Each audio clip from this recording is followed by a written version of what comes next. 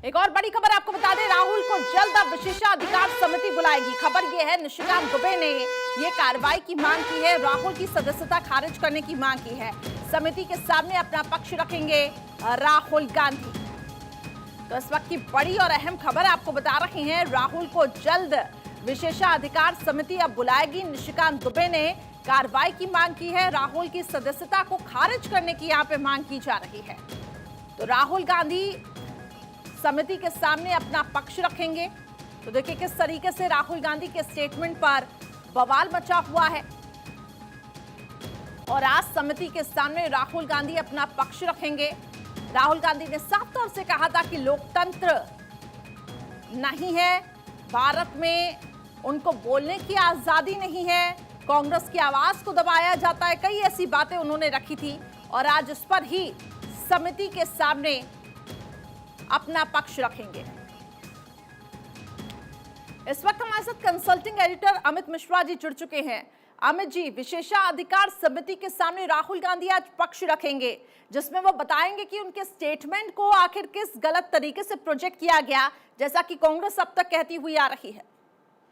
करिश्मा, उम्मीद यही है कि आज राहुल गांधी को विशेषाधिकार समिति अपने सामने बुलाएगी। अभी तक राहुल गांधी और विशेषाधिकार समिति के बीच कोई ऐसी सामने आमने बैठकर बातचीत नहीं हुई है। हाँ, विशेषाधिकार हनन का जो मामला निशिकांत दुबे भारतीय जनता पार्टी के सांसद हैं, उन्होंने लगाया था। राष्ट्रपति के अभिभाषण के दौरान राहुल गांधी ने जिस तरह के तीखे हमले, तीखी टिप्पणी की थी, हालांकि उनमें से बहुत से अंश जो हैं वो लोकसभा सचिवालय ने एक्सपंज कर दिए थे, जिस पर ऐतराज भी अधीर रंजन चौधरी जो कांग्रेस के नेता हैं उन्होंने जताया था। और राहुल गांधी ने खुद इस बात को कहा है कि उनके भाषण का अंश हटा दिया गया, लेकिन वो मामला जो है वो विशेषाधिकार समिति के पास है, यानी प्रिविलेज का मामला बनता है। और ऐसे में जो पहले का अनुभव है, श्रीमती इंदिरा गांधी की सदस्यता भी खारिज हुई थी, इसी प्रिविलेज कमेटी ने की थी। तो क्या राहुल गांधी के ऊपर जो मांग है, विपक्ष जो सत्ता पक्ष जो मांग कर रहा है, भारतीय जनता पार्टी जो मांग कर रही है उनकी सदस्यता खारिज करने की मांग, उस पर सुनवाई होनी है। राहुल गांधी को अपना पक्ष रखना पड़ेगा।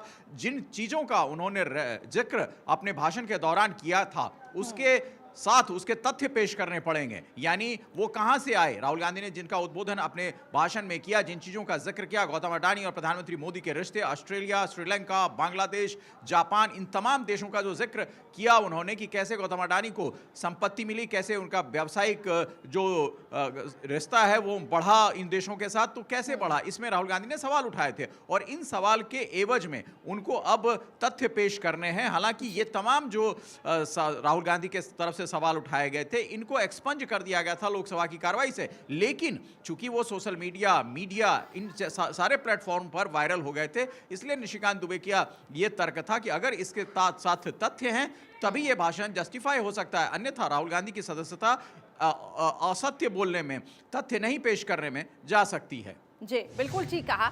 और ऐसे में अगर अमित जी तथ्यों को वो पेश नहीं कर पाए तो राहुल गांधी की मुश्किलें कितनी ज्यादा बढ़ सकती हैं?